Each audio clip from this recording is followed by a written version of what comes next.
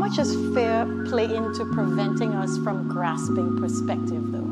Oh no, fear is everything. Yeah, like if there was one concept that I would suggest to people to take a daily confrontation with, is fear.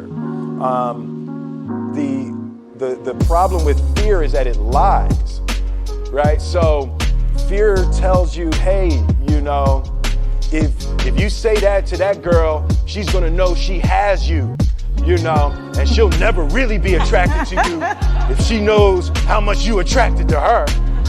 Yeah. Don't say that, no. How we get her is when she walks by, ignore her. Right, so you know, it's like, pop it on your shoulder. Fear tells you dumb shit like that, right? You know, so yeah, for me, the daily confrontation with fear has become a real practice for me since about three years ago. I went skydiving in Dubai, right? And skydiving is a really interesting confront with fear, right?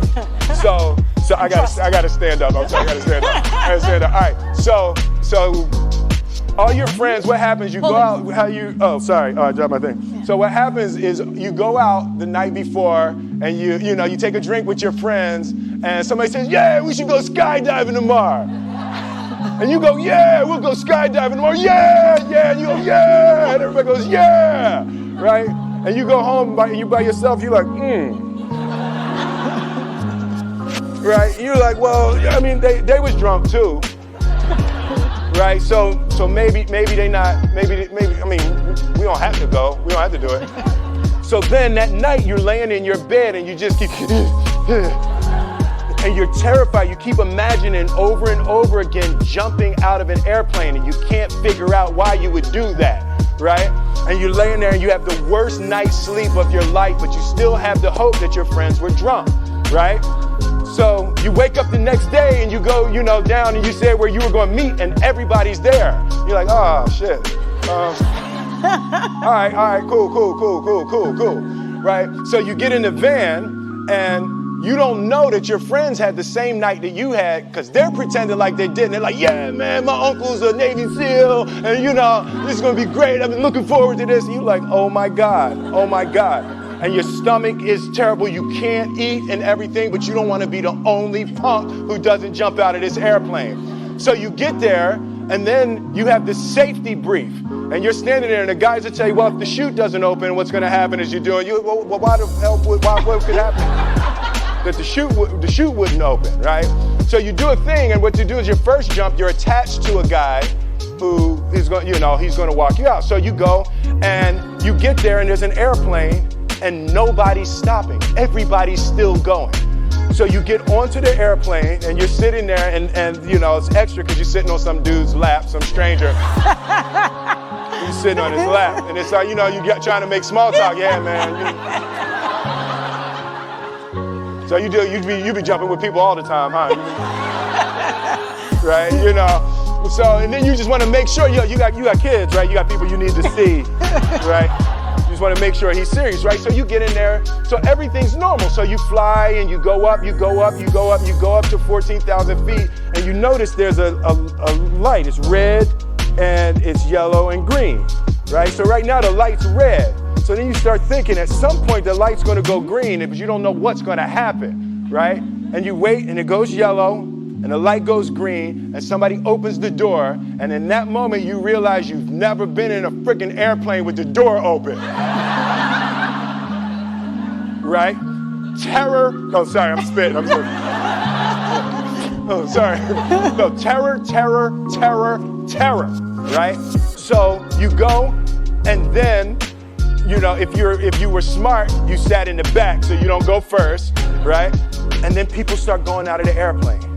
And you go, and the guy walks you up to the end of the thing, and you're standing, and your toes are on the edge, and you're looking out down to death. And they say, on 3. And they say, 1, 2. And he pushes you on 2 because people grab on 3, right? Right? and you go, and you fall out of the airplane, and in 1 second, you realize that it's the most blissful experience of your life. You're flying, right? It doesn't feel like falling, right? It's like you actually are kind of held a little bit by the wind, and then you start falling, you're falling, and there's zero fear. You realize that the point of maximum danger is the point of minimum fear. It's bliss. It's bliss. And you're flying, right? And you're doing that, and then 20 seconds, 25 seconds, 40 seconds, and you have enough time to just kind of be like, oh, shit, that's that building, I like that one.